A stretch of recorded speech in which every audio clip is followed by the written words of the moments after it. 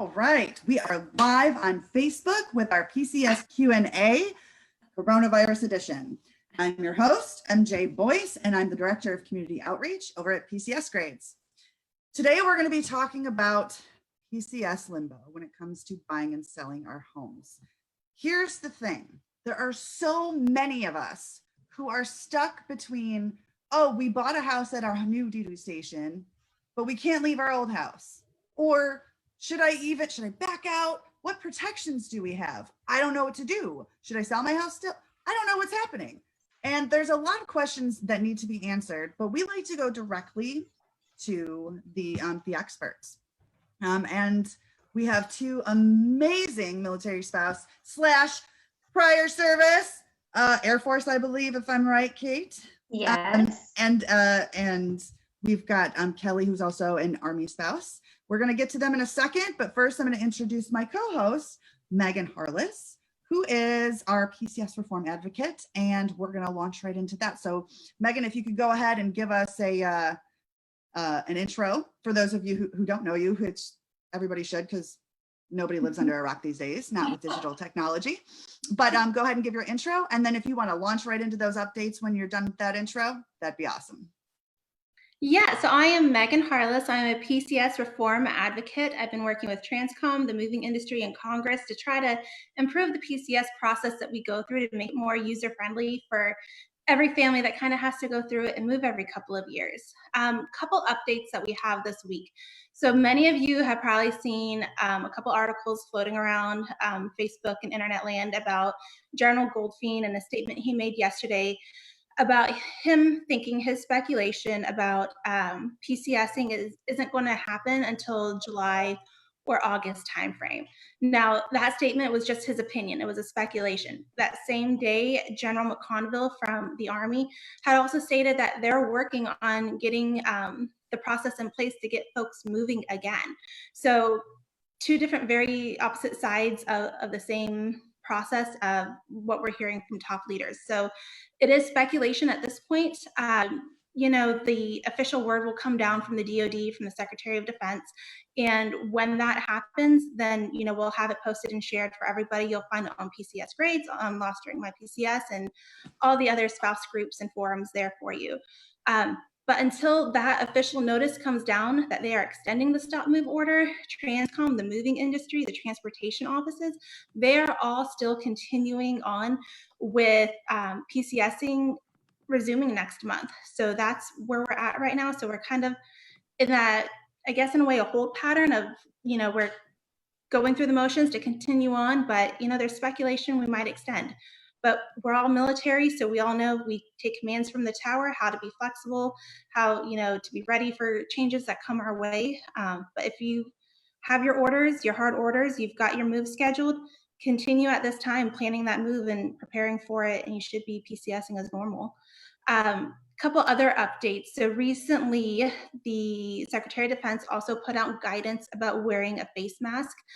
A lot of installations have, said if you are in a public place like the commissary, the PX, or at a work location and you can't maintain that 6 feet of distance, that you should be wearing a mask of some sort. Now, some commissaries have come out and said that it is required that you wear a mask at the commissary. So check your local installation Facebook page or their website, and your commissary page. Also look for their guidance of what they say. All the services have put out their own guidance as to what kind of face mask service members should be wearing. The general consensus is that it should all be conservative, a solid color, black, white, the tan or the green color of the military, and they should not be made from your old uniforms, because uniforms are chemically treated and you shouldn't be breathing in those chemicals that close to your mouth. Now, while we're on the subject talking about face masks, we've seen some questions in the groups about, I still have movers scheduled. We have an exception to policy. What's the deal with them having a face mask and gloves? And I've seen this kind of go two ways. I've seen some families say, we're going to have face masks and gloves available for them because it's more for our own protection from, them possibly contaminating us with the virus. I've also seen where some moving companies are providing their employees, their packers, their moving crews with masks and gloves. I saw one comment from a spouse where she said that their company, they showed up with very few people to pack. Sometimes we get 5 or 6 folks in our house. They showed up with 2 or 3, I believe. So that way they can be able to manage that social distance space better. And they all also arrived with their own gloves and masks to use while they were packing up that family's belongings. So if you want them to have the face mask and the gloves as precaution, be prepared to provide them, but you can also reach out to your TSP, your transportation service provider, ahead of time and ask them, what is their policy? Are they going to be providing them, or do you need to, so you can kind of know what to expect ahead of time? Awesome. Those are some fantastic updates. And there are a ton of videos and how-tos, if you will. I'm still working on it because I'm not very crafty. But there's tons on different ways to make face masks that will fit the needs at this time.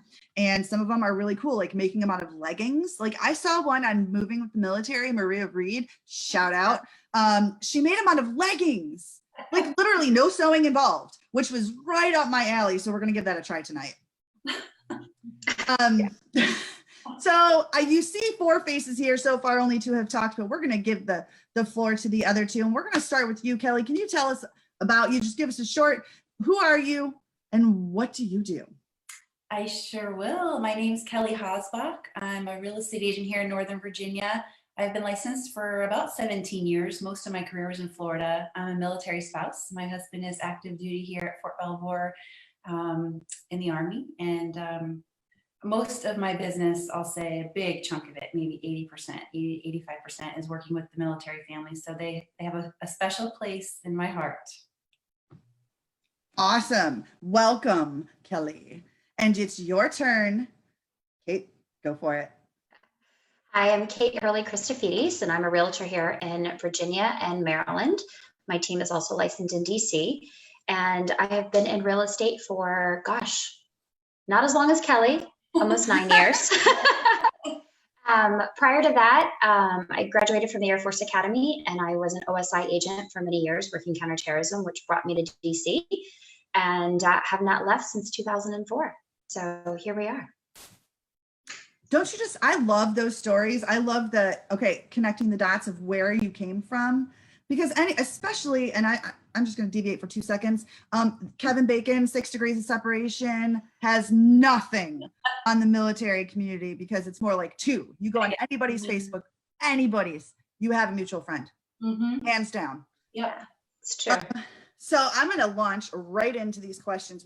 So here's how we get these questions. These are our audience questions. By the way, audience, we bring these guys here for you. These are the subject matter experts if we're ever going to find it. But just to remind you, our goal is to answer your questions or put you in contact with those who know the answer. If we don't know those, we're going to take those questions for action. We're going to research them and get you in touch with the right person or give you that answer. That being said, there are 2 very important sources that you need to consider as the number 1 and number 2 resource. That is your local transportation office and your local installation command. Your chain of command is going to be your go-to for your specific situations because they know you and your situation because you're on their turf. And the same thing with your local transportation office. They are the ones that are handling your stuff. So they are going to be able to answer you more specifically. So that being said, we're going to launch right into these questions. These are your questions, by the way, from the groups that we've solicited feedback from. So the first question that we have, I'm going to go with Kate. We are scheduled to close at the beginning of May, and we're worried about continuing the process if the stop move order ends up being extended. So should we continue with it? Should we close? So I think the answer is yes. I think you should absolutely continue with your home purchase or the steps to take towards that. Depending on the jurisdiction that you're in and depending on the state that you are moving to, there are different COVID-19 addendums that have been put in place by the various jurisdictions to protect you as a buyer. If you're buying with a straight VA loan, you can continue with the understanding that if for some reason your chain of command decides to cancel your orders or change your orders or do whatever, you're protected under the financing contingency of the VA addendum. Obviously, if you're not getting PCS or transferred to a specific base and your orders are changed, then you're able to get out of the contract due to the financing contingency. If the question is, should we stop to potentially maybe back out of the contract because we think we can find a better home maybe when we move there, I would very hesitantly say yes to that, only because here where we are in the greater DMV area, the Maryland, Virginia, and DC area, we're almost predicting a larger surge in the late spring market. We kind of like a spring surge, if you will, and we think we're going to see a surge in home activity come June, July, and August. That means there are going to be more homes in the market, but we're also going to see a lot more buyers. Therefore, there's a lot more competition. And so I think if you're already under contract and you're happy with your home and you do think that you're going to end up in the area, I would stick and I would stay the course in your home buying adventure that you're on right now. Good answer. Any feedback on that, Kelly? Do you have anything you want to piggyback with? Well, I absolutely agree with everything Kate said. I mean, she's spot on with all of that. I absolutely think the answer is yes to the question. Depending on where you are in the country, even the world, I think this area here, we still had, we had it in early spring. We think we're going to have a second spring, which is going to be, until like maybe May, June, July, even into August possibly. So I just think that, even right now could be a good time in an area like this that's absolutely insane in a normal spring market. We're kind of between the two, what we think is going to happen spring, and maybe it won't.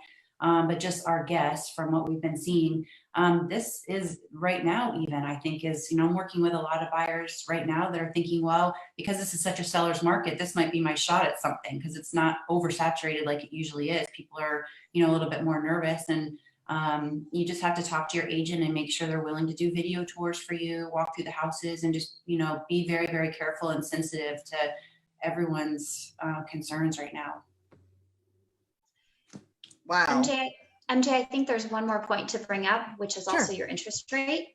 And I bring this up only because folks who've locked in previously in the last few weeks, and Kelly, I think we've both seen this, we've seen interest rates very volatile lately. Mm-hmm. And so if you were lucky enough to lock in at a 3.25 or a 3% interest rate, or potentially even a 2.75 interest rate, they may not be there in another month and a half if you decide to wait, which greatly decreases your buying power.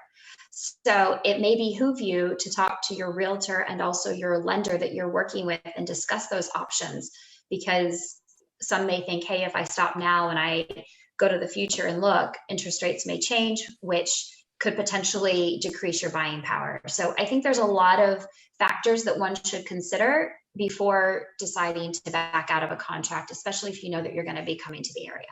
It's almost like a house of cards, right? Like if one thing moves, bam. Yeah. Which, let's just be real, since we're all military here, that's like our lives. Like every day. Yeah. We're used to this. This is not new for us. Ain't our first rodeo. True. No, thank you. By the way, gotta say it. I say it every time. Hashtag flatten the curve. Murphy, we're coming for you. We're going to flatten you with it. It's happening. All right. Megan, I'm going to put it over to you. Yeah. So question for you, Kelly. Say, my family, we're selling our house and our buyers had just backed out because of the stop move order. Either they got stuck and they weren't able to PCS, or, they're worried that it's going to be extended, but they backed out. What happens now in my situation? What can I do? What should we do if our buyers back out during the stop move? Sure.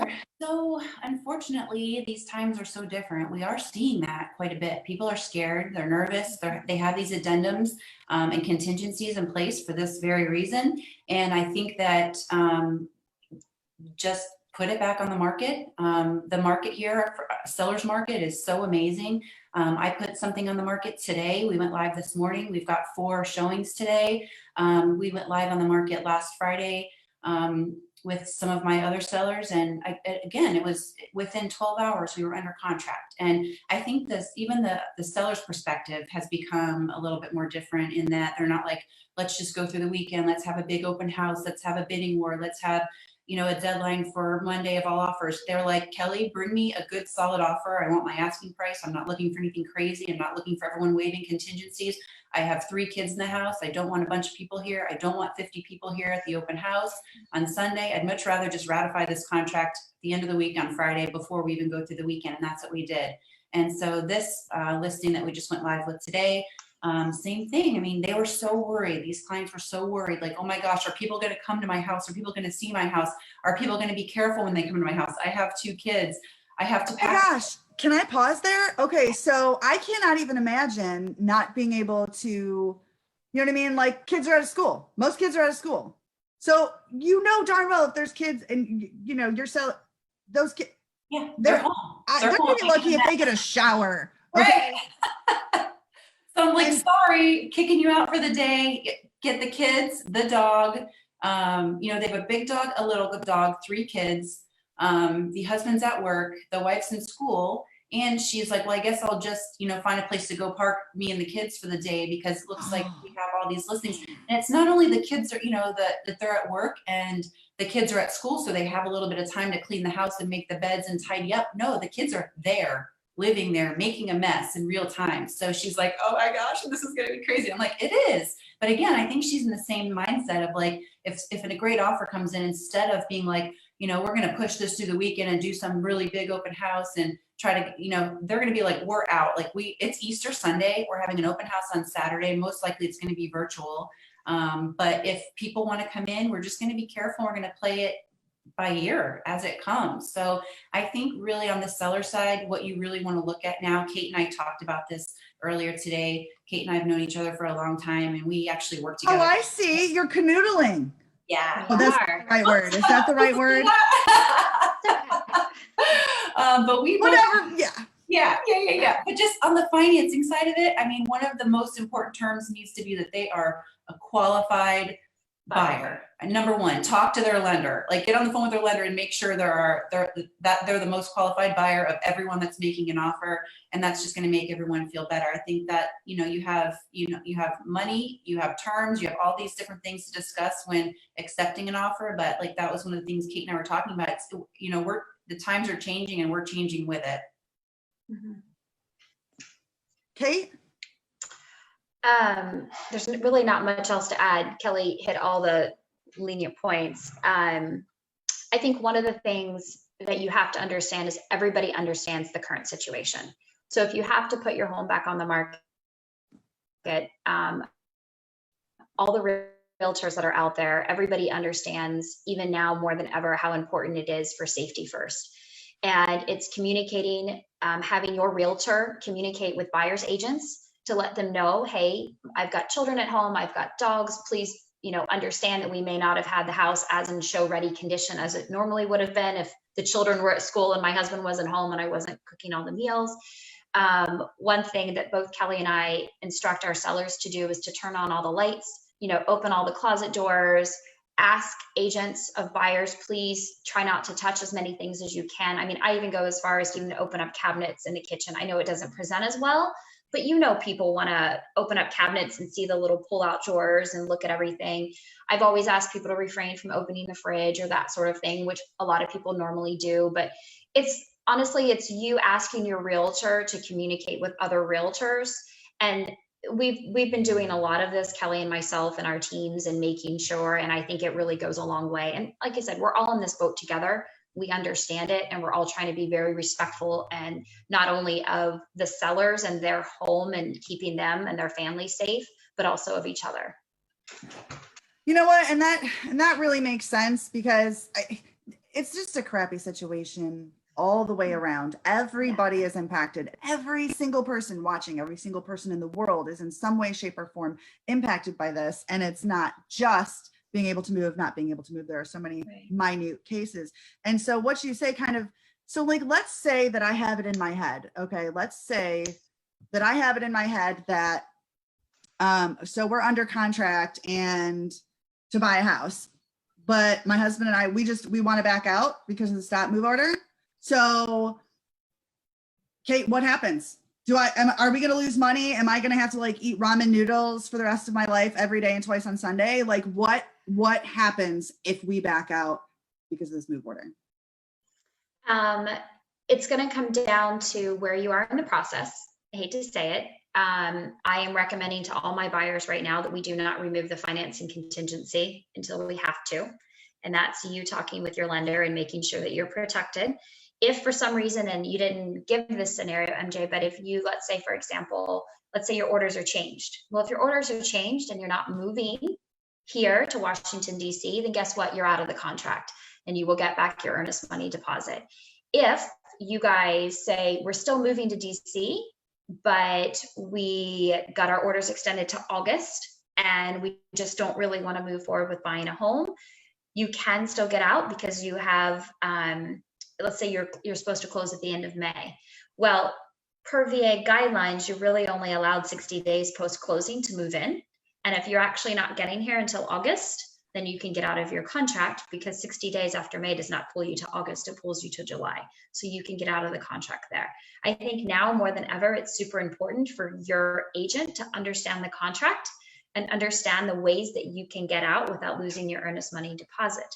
Now, if you are in a situation where, let's say, you are simply just buying a house in Washington, D.C. and using your VA loan, and you've already gone through the home inspection, you've already gone through the financing, your PCS orders aren't changing because you're stationed here and you're just buying a home, and you choose to get out of the contract, you may end up losing your earnest money deposit. Now, at a minimum, because the sellers could potentially take you to court if they chose to do so for breaking of the contract, because now they have expenses incurred where they have to put the house back on the market, and it could lead to potential loss to them as well. I don't foresee that happening, especially not in this market, because people can very readily put their home back on the market because there's such a shortage of homes, and probably sell it very quickly again. But that is something to understand. I think if you are in the latter of the situation, or the latter of the situations that I just described, you not only should consult your real estate agent to understand the contract and where you are, but I think you also, if you've exhausted all of your contingencies, you should speak to a real estate attorney to make sure you understand the ramifications of backing out of the contract. So not the best news, sorry. No, that's okay. It's, like because I'm not doing that, but right. Good to know if that ever happens to me. It's good for our audience to know, because if you didn't like ramen noodles before and you find yourself in that situation, you go the wrong route, well, you better start liking them. Kelly, do you have anything to add? Nope, she covered it perfectly. Thanks, Kate. That was awesome. It was a lot of good information. Word. Yeah. So Kate had talked a lot about, breaking the contract. So if we're looking to buy a house during the stop move, is there anything that we should be on the lookout for? If we're buying a home, anything we should add to that contract to make sure we're protected in buying the home, in case, the sellers maybe by chance, suddenly can't move or whatnot because of the stop move? Anything that a buyer should be on the lookout for? Is that for me? For you, Kelly, yes. Okay. Well, we do have the COVID-19 addendum in place, which is basically, it extends all the contingencies if need be. And Kate, correct me if this is all new. This is all this was just drawn up by attorneys recently within the last week. And we're putting it out there and trying to, we're not attorneys, but we're trying to understand it and protect our clients. But from what I understand, right now we're working off of these new addendums just to try to really protect both sides. But I'd say on the buyer side, just make sure that you have your contingencies in place so that if something happens, because you don't know what tomorrow's going to bring. We don't know what next week's going to be. We've been on this roller coaster here now for the last couple of weeks, and if things might change and you don't realize they're going to change. Like I've been talking to a lot of different people here that weren't going to stay at Fort Belvoir, and now they're going to stay, and they are looking to purchase a home, and they're like, this is actually I spoke to somebody today. They're like, this is actually, we weren't going to purchase a home last year because the market was so crazy on the seller side, and being a buyer, it was so intimidating. And they were like, now we're still living on base at Fort Belvoir, and we've decided, and we've been told that we can stay here a little bit longer. So we do want to, because we know the market is so fabulous in this area, not only the market, but the rental market. So even if we only live there for a year or 2 years, we can rent it out afterwards. So there's all different types. You just really have to, trust the agent, the real estate agent that you're working with, and the team, and just know that they have your best interest at heart. And just, for if you want to protect yourself and your family, a lot of us are totally fine with doing the video tours. Just, again, like do the video tour first, see a house. And if you absolutely love it, then one person from your family goes, not, husband, wife, and 3 kids in tow. And then if you decide this is the one, you want to make an offer on it and you don't want to do it sight unseen, then maybe, just take all precautions, be very careful, and let's get everybody in, but be very careful. And like what Kate was saying, just, make sure you wipe everything down, make sure all the lights are on, the closet doors, everything's open. So you literally don't have to touch things. You're getting into this house. It's the biggest decision of your life half the time. It's the biggest purchase that you'll ever make. So obviously, the sight unseen is for a lot of people that are out of the country or that can't be here. But if you could be here, we can definitely work with you. And there's lots of things in place that are new to us as well, but we're willing to, the tours are up by, I don't even know what the percentage is right now, but I'd say over 50% of our business. I'm with the Chris and Kelly team, the Century 21 New Millennium. I would say that with us, we're doing more than 50% of that is just with, whether it's settlements, we're doing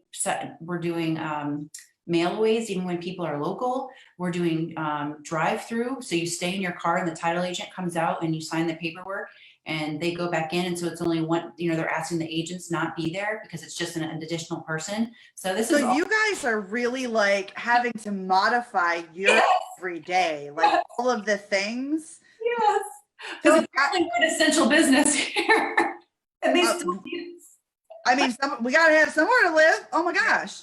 Right. Like, so, and Kate, I'm sure you'll piggyback, but okay, please treat me like I'm Barney style when it comes to this stuff. Let's say I'm a brand new spouse who knows nothing about the home buying arena. And because like, I may as well be, like, no joke, I'm running for the first time. This, you know what I mean? We were close to the base, my husband's Marine. And like, who pays their first electric bill at 35 years old? I lived on base the whole time, right? So like, this was like new.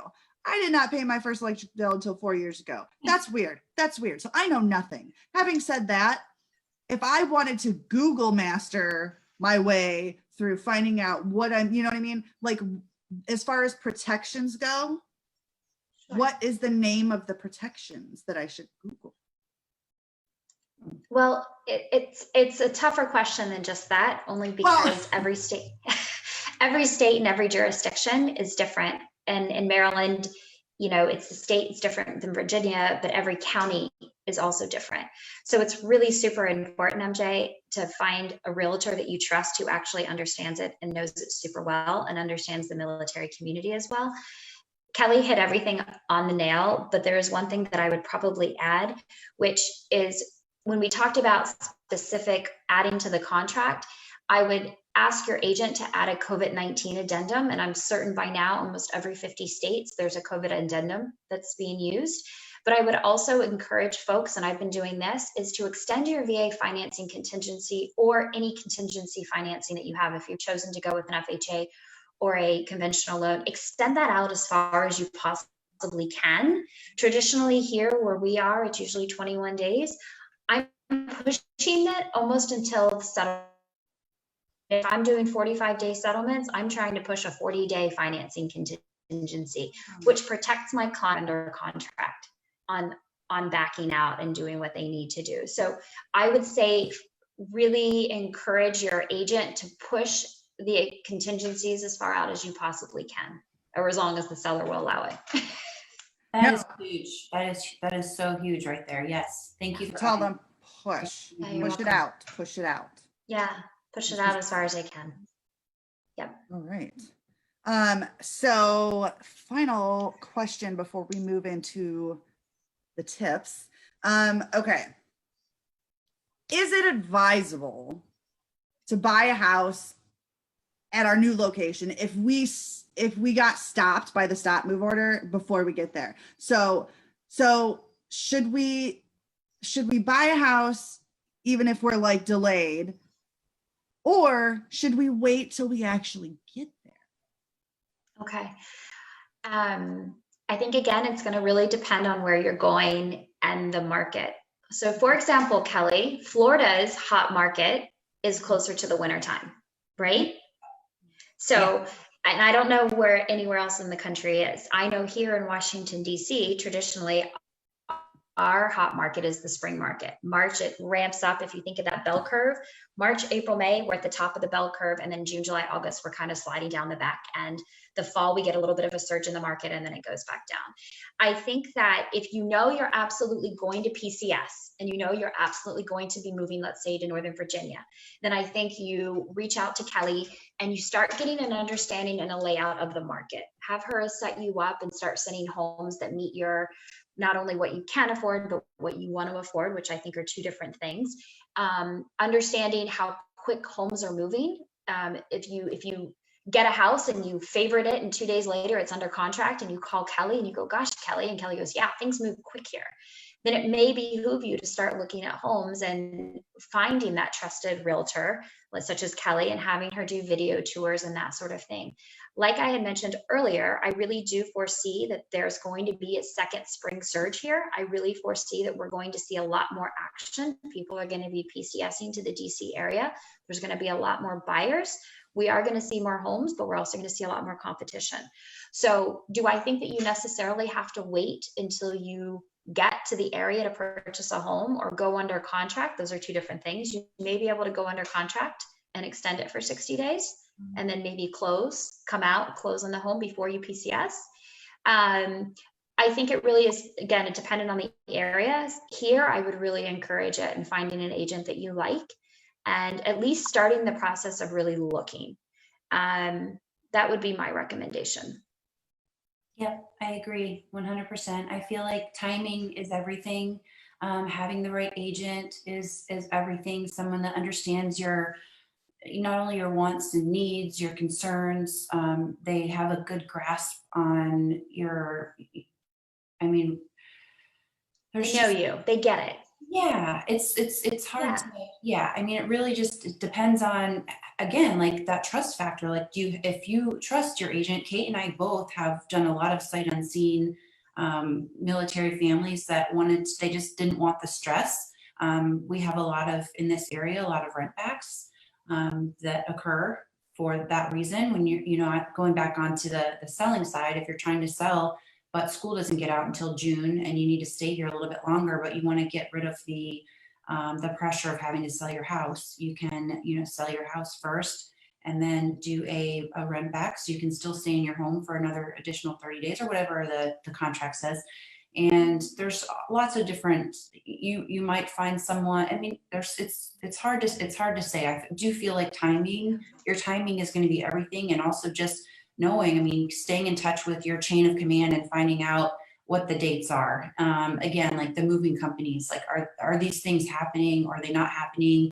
And also trying to find out, making those calls to your lenders and finding out, like, are you paying rent? Are you paying a mortgage? Are you paying both? If you buy something and you're renting, or you have BAH, or you have, your housing allowance that you're using, it comes down to, there's a lot of questions that need to be answered. But as an agent, I know for sure we can definitely help you here in this area if you're somewhere else, because we have the tools to do that now. Makes sense. I have a client right now who's buying just shy of $1 million house and has never seen it. And I think I closed. Ooh, sorry, I almost had a stroke. I'm sorry. That's awesome. Yeah. And I think last year, I think there were 8 clients. I went back through, Kelly, after our conversation, there were 8 clients last year that never saw their house before the closing date. And some didn't even see it. I'm like, I hope you like your house. Welcome home. And then there were, I think, 2 that bought their home. There were 2 that bought their home and never saw it until they actually moved like 4 weeks later. So it does happen. It happens a lot. Believe it or not, people trust us. Well, no, that's what I was going to say. You have to have a certain level of trust, like a certain wavelength. Yeah. So I'm just going to tag on a quick other question. If I'm new to the game, which I am, and if someday I listen to my husband and we actually do go buy a house, which is going to happen soon, I just know it. What am I looking for? What's the number one thing that I need to look for? Because I'm sure there are many, but what's that one thing, that catalyst? What do I need to look for? How do I know? Location. Oh, and an agent. Yeah. No. Yeah. Yeah. Oh, yeah. I want the agent to be able to figure out what I want. I thought you meant real estate. I was like, location, of course. Location. Location. Kelly and I know Kelly's partner, Chris, and my team and we treat real estate very differently. It is not a transaction. Kelly and myself and Chris have done hundreds of transactions over the years. I would venture to probably say even into the thousands. And we don't treat them as transactions. We treat them as relationships. I've been invited to weddings, baby showers, birthdays, 50th wedding anniversaries. I was invited to a wedding last year in India of a client of mine. I think that when you treat everybody the same and you treat them with respect and dignity, whether they're buying a $200,000 condo or a $2 million house, they become personal relationships. And that's how we've organically grown our business, my team and myself. And I know that's how Kelly and Chris see all of their transactions. It's organic and it's a relationship. And I have let go of clients because we don't mesh, our personalities don't work. And it's literally been the, hey, it's not you, it's me kind of breakup. But I think it's better to say, listen, I don't think I can give you the service that you deserve. I think that you're looking for somebody else and that's not me. And it allows Kelly and myself to focus on our clients and really give them the attention that they need. I think if you're as a buyer, you get a feeling inside of you when you talk to somebody, if you like them or not. And just like you have to like the realtor that you're working with, the realtor also has to want to work with you. It's a two-way street. It's a relationship. And there are times when there are agents that you don't get that sense that you're not important and that they're really just looking out for the commission check at the end of the day. I would not only walk away from them, I would run away from them because they're not going to do you the service that you really truly deserve. So, interview agents, get a sense, feel who really, like, at the end of the day, you go, you know what, I like this person, we mesh. I get a good feeling. It's an intuition, you know it. And you'll know it when you speak with that realtor, truly. Would you agree, Kelly? 100%. It is a relationship. So you have to treat it as a relationship. You have to find out how they want to be communicated with. Would they rather receive a text message, an email? Would they rather that you pick up the phone?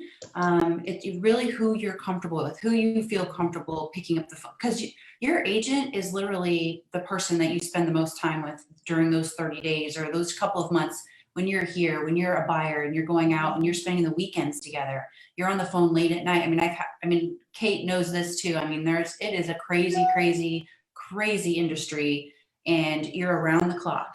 And it's pretty much 24/7. And a lot of the time you're managing ups and downs, roller coasters. People are going through so many emotions at this time, and you have to be able to work with them. And you want them to feel comfortable reaching out to you and not holding anything back. Just letting me know, how do you want to be communicated with? Like the 5 love languages, honestly, like I'm not kidding. Like it's all about relationships in this business. Yes. Sorry. Yes. Words of affirmation. Yes. Oh yes, all day long. There. Now that oh yes, you're speaking my language. You're speaking my love language. Yes. Sorry. I used to teach that class. You did? I believe that. So quick question, because we actually somebody just popped up on the Facebook. Yes, I said the Facebook. She said her name is Becky. Hi, Becky. Hi, Becky. She said, we're needing to sell our home and we want to buy at our next assignment. So we are totally in this boat. Should we keep our house on the market or wait until this all rolls over in a month? Where's Becky living now? Hey, Becky, if you can read this where you're living, shoot that in there, the state, correct? Yeah. While we wait for Becky to answer, I'm assuming that you probably, I'm assuming that you guys are go-to peeps, so you probably get questions like this on the regular, right? Like just random people calling up, hey, what is happening? What can I do? You know what I mean? Yep. It's always goes based on the state. Every state is different because like the contract laws and they just got to be different because they got to be cool and make a name for themselves. She hasn't responded yet, but if you were to say, give an example. So like, let's give an example of the DMV area. Okay. Well, Kelly, you want to take a shot? I don't want to take it from you. You go. You got this. I think the end of Becky's question was, or wait a month, if I'm not mistaken. Yeah, it said, should we keep our house on the market or wait till this all rolls over in a month? Assuming that it does end in a month. This will not end in a month. There's going to be residuals that come out of economically, everything. What do you mean by residual? We're gonna be feeling the effects of the coronavirus and what's happened. It's not going to go away in a month. We're not going to resume to normal life. I think there's going to be residual effects in the way people interact and changes, and especially the economy. I think right now it's a fantastic time with low interest rates. And regardless of where you are, and I was only trying to find out where Becky was selling just to maybe, because I may have a little bit more insight in that state or that market. But I think right now interest rates across the country are so low that you've got to have buyers out there that are looking, that are interested in that. And I think that the sooner that they can sell their home, because they're going to sell to move, right? And traditionally, most people have to sell their home before they can purchase a home, unless you're lucky. I think that it would be my recommendation to focus on the sale of their home so they can have the cash to be able, when they do go to their next PCS assignment, they've got the cash on hand to be able to invest at the next duty station. So I absolutely would look into putting my home on the market and getting it sold. And I think now is a good time. Now, depending on their family, there's things that they can do with their realtor. If they feel like Kelly had folks that, her sellers right now said, hey, we want everyone to come through. I've got clients that are putting their house on the market where they actually moved out. They got an apartment for 2 months and said, we don't want people in our home. We've got 2 young children, but we have to sell.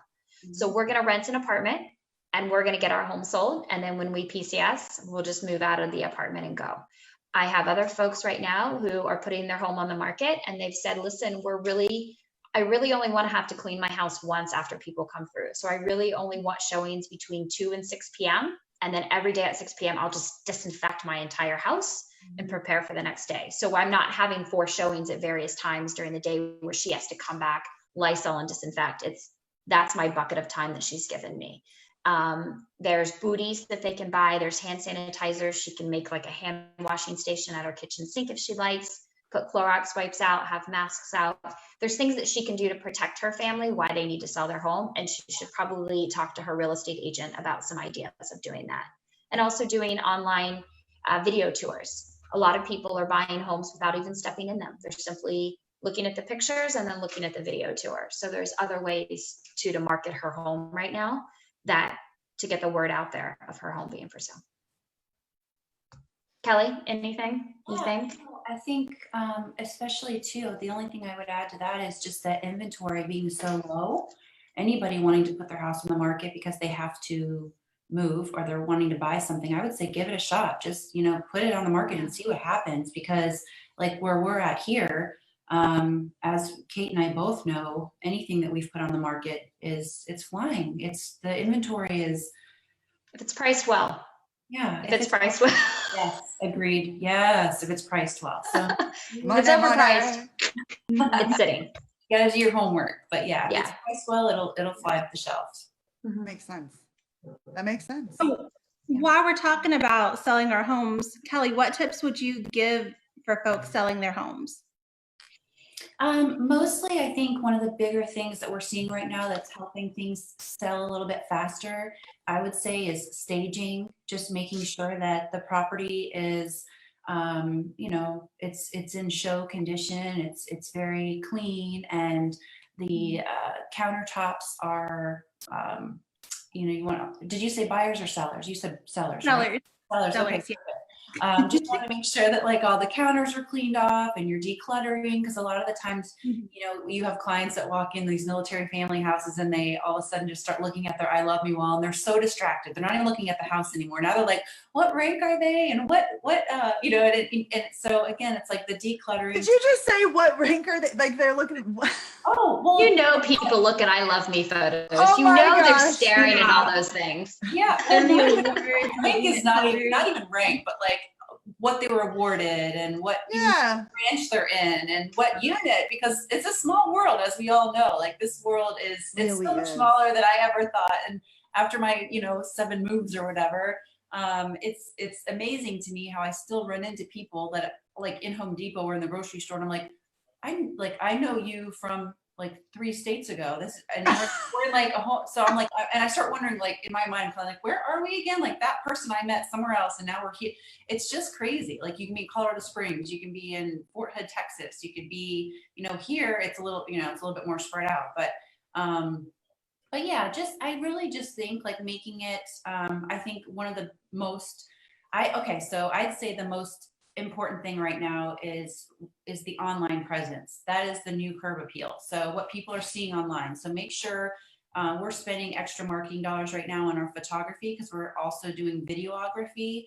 We're doing more than we did before, because we're wanting people to almost feel like they're in the home. And Floor plans, Kelly? yeah, the Yeah. floor plans, the Matterports, the spins, the 360 spins. You can get in there and kind of feel like you're in the room and look around and really feel like you've been in the home if you don't feel comfortable actually going in the home. So I think the marketing, the video, really the photos are huge right now, so that if people don't have a chance to, I mean, because also you have to remember when you're coming to like this area, the DC area, people are coming from not only all over the country, but all over the world. And they might not have a chance to be here to look until 30 days before they're, you know, reporting.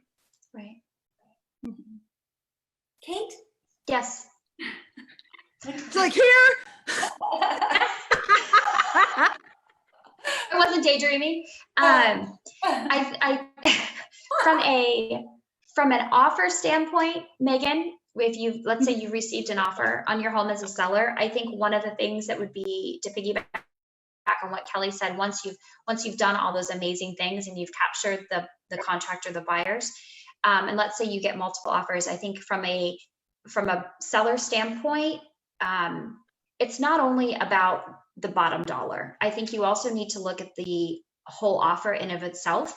Find out if your buyers have a home to sell. Find out where they are. If let's say there is a home sale contingency in their offer, find out where they are with their home sale right now in Austin, Texas. You know, have their buyers gone through the financing and home inspection contingency? Are they planning on following through? Because you may have that domino effect. So we're seeing a lot more sellers now, not only looking at, well, okay, what's the bottom dollar, but they're also looking at the financing. Are there any outside extenuating contingencies, such as a home sale contingency or a settlement contingency? I don't think necessarily it's all about money. People are also wanting to sell their home quickly. And so they're saying, hey, listen, for example, I just won with 5 other offers, and we were not the highest offer. I can tell you that right now. There were offers that were 20,000 higher, but because of our contingencies, we won the contract because we were stronger on the contingencies. And that was more important to the seller than it was the money aspect. So from a seller perspective, I think you need to understand the whole offer of itself, and just not get tied into, dollar signs. Because oftentimes when that happens, things slip through the cracks, and then you're back to square one, putting your home back on the market, and you just spent more money because you've had to pay another mortgage payment. You've had to carry your tax and your principal and your interest. You've had to carry your utilities. So I think it's really smart to look at contracts as a whole right now. Well, okay, so then let's flip that. Let's flip it. Like, okay, so let's say I'm a buyer, like during the stop move order. Like, and I'm thinking about it, like it's rolling around in my head, and my husband finally got to me. And I know you're watching, Christopher Boyce. I see you on the Facebook. Yes, I see you. So for those people, what should they know going in? What tips do you have for potential buyers before they go into that step? What right now, as things are today? because we all know this, it could change. But today, right now, what would you suggest? A buyer's what we call a class A buyer, or a buyer who is ready, willing, and ready to make an offer. Is that the type of buyer that we're talking about? Let's just say for poop and giggles that it is. Okay, so you and your husband have already gone out. You've identified a home that you want to write an offer on. I think my recommendation to you all right now is I would try to be as strong as you possibly can, but still protect yourselves because there is uncertainty. So I would try to absolutely present the offer in a manner that's very strong, but I would also make sure that I still align those contingencies, such as your VA financing addendum. If there's an HOA in there, keeping that in there. If home inspections, things of that nature, I would still try to be as aggressive as I possibly could, or as I was as most comfortable doing, because there's a difference between what you can afford and what you want to afford. And both Kelly and I's teams really focus on what you want to afford, because we understand as military families, there's other things, and you don't always want to have to spend your full BAH, because we all have children and they're expensive. And so you want to save money and whatnot. So expensive. So as long as you guys are comfortable with where you want to put your offer in, I think making sure that you protect yourself, but going as aggressively as you can, especially right now in this market. Okay. And again, it's not all about the dollar signs, as I just said before. I didn't think we had a shot. It's all about the money, with five other offers, or we were the fifth offer. So I didn't think we had a shot. But she came back and she proved it to me. She said, I'll prove to you that you weren't the highest offer. And when I saw it, it was like a $20,000 delta. And she said, you weren't the highest offer, but we went with your contract because you were the strongest overall as a package. And so I think it's now looking as a package deal right now. It's not all about the money at the end of the day here. Sellers want to know that the buyers are going to perform. And if you're a buyer that's going to perform, you may win out over an unknown buyer who may not perform. And I'd say from an agent's perspective, for my clients, my buyer clients, a lot of the time I'll try to dig around as much as I can to kind of try to find out, what are the sellers looking for? Are they looking for a rent back? Are they looking for, and you just never know what your answer is going to be. I mean, maybe they have lived in this home. This was their forever home. They built this home. They've been there 25 years. And they want another family to move in because they cherish their neighbors so much. You know what I mean? And at that point, we can get into the whole writing letters and things like that. But I think a strong offer nowadays, you need to provide who you are. And, you know, a lot of the time, I mean, this sounds crazy and maybe I'm giving out some secrets, but whenever available, we will sometimes Google sellers and just try to find out any information that we can about them that could help our offer. And, you know, there's just so many different ways of looking at it, but you want to, I think, really find out what the seller's needs are. I mean, what they're looking for. And then as a buyer, be as flexible as you can. Not only on, it's not like what Kate said, it's not only about the dollar signs anymore. It's really about what people are going to be most comfortable with and the terms. And a lot of that has to do with when their kids are getting out of school and they need an additional 2 weeks and they put their home on the market a few weeks early because they were just nervous and they actually need to stay there for a little bit longer. And they were going to stay in an extended stay.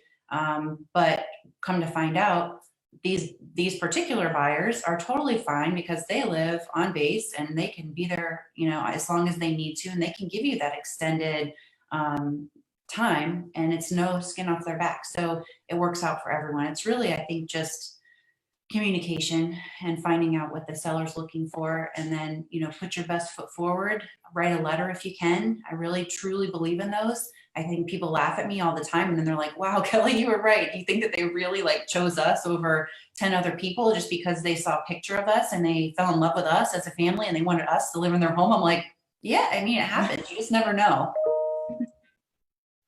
Wow. That's a lot of information. And, you know, I just got to give you guys props.